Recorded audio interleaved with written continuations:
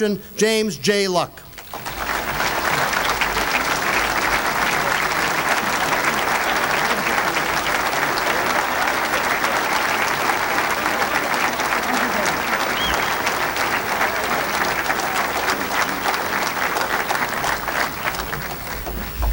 I was glad to see Bob Gleason say that he thought track and field people were long-winded, because I did have a couple of things I wanted to say. First and foremost is to thank the two coaches I had, Bob Gleason in Watertown High School and Bob Giegengak at Yale, both graduates of Holy Cross, which was a coincidence, but from the benefit that I received while I was at Yale learning things in New Haven, I was really receiving in both Watertown and in New Haven a Jesuit education, which was instilled in the two graduates of Holy Cross, and for that I think I'm doubly thankful.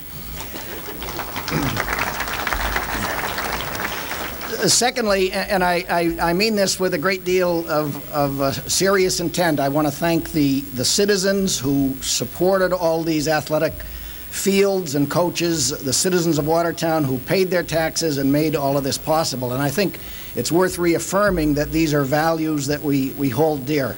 I do want to tell a story on John Kumjian, one of the other coaches. I've told this story in 2 or 3 settings, I think, in previous track events and so on, but John was teaching physics to us, and as it turned out, that was the year of Sputnik, so we threw out all the lab equipment. Everything was thrown out because of the belief that new equipment would come.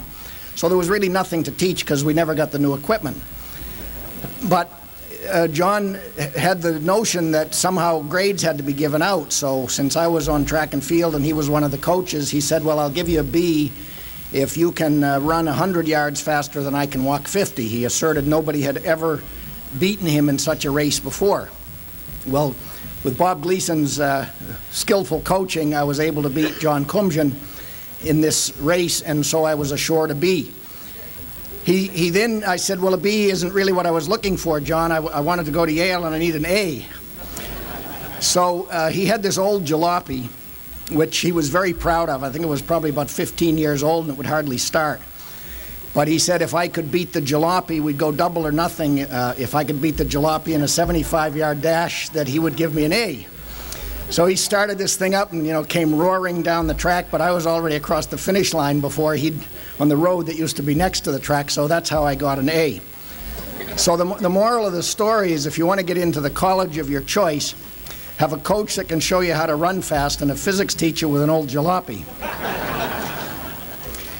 I want to add a note here. It was suggested to me by someone at the table that since I'm in track and field, and this is the Hellenic Hall, symbol of Greek culture, that it would be appropriate to say something about the Olympic Games, which after all originated in Greece back in something like 764 BC.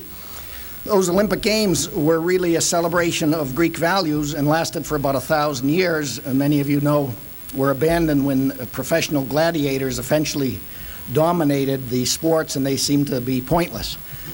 That's a cautionary tale, I'm sure, for those of us who value amateur values and see what's going on in the Olympic Games today. It remains to be seen how these conflicts will play themselves out. But I put the picture of the opening ceremony in the Olympic Games there for a purpose. I think you'll know if you watch these opening and closing ceremonies, the symbol is that in the opening ceremony, everybody is by country. The Swedes are separated from the Greeks, from the Africans, from the United States. The closing ceremony is very purposefully, everybody is mingled together. And that's a symbol of the value that everybody understands derives from athletics. That is to say, we in track and field, and Bob Gleason, I'm sure, remembers the Newton Armory, which was really not a very well-kept place. Dick Bartley, I see out there, remembers it. But there were people from all over. We didn't think of some of these other kids as blacks or greens or whites or blues or Greeks. These were our friends. We competed against them every week.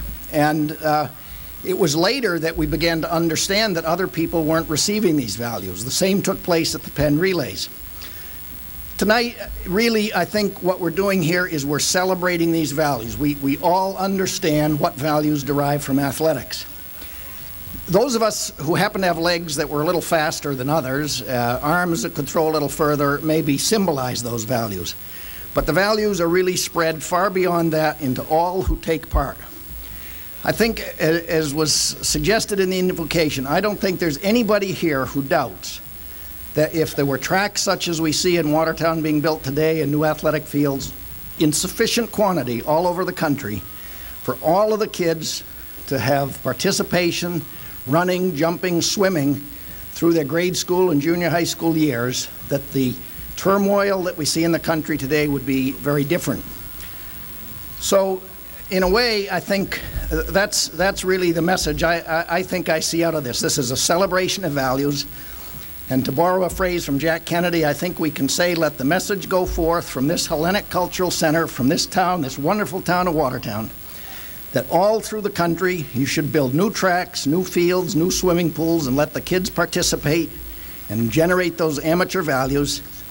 And if you do it right, with Jesuit training in your coaches so they can instill values,